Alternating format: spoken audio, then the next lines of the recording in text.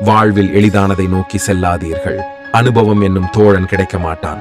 சரியானதை நோக்கி செல்லுங்கள். கடினமானது என்றாலும் அனுபவங்கள் சிறப்பானதாக அமையும். யோசித்து பேசுங்கள். வார்த்தைகளுக்கு உயிர் உண்டு. வாழ்வது உயிர்கள் மட்டுமல்ல, வார்த்தைகளும் தான்.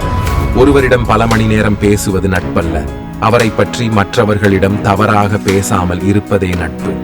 உதவி பெறுவதற்கு சிறந்த இடம் அதை உங்களிடமிருந்தே கேட்டு பெறுவதுதான். தந்தைக்கும் கடவுளுக்கும் சிறு வித்தியாசம்தான். எப்பொழுதும் கண்களுக்கு தெரியாதவர் கடவுள், இருக்கும் வரை தெரியாதவர் தந்தை.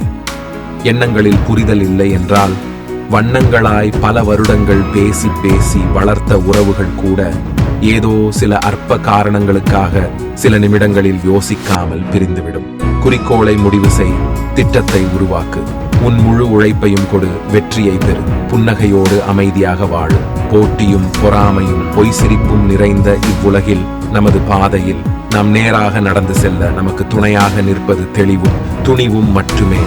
இலட்சியத்தில் அலட்சியம் வேண்டாம். அலட்சியம் எவ்வளவு பெரிய தவறு என்று பாதிப்பு ஏற்படும் போதுதான் நமக்கு புரியும். நன்றிகள்.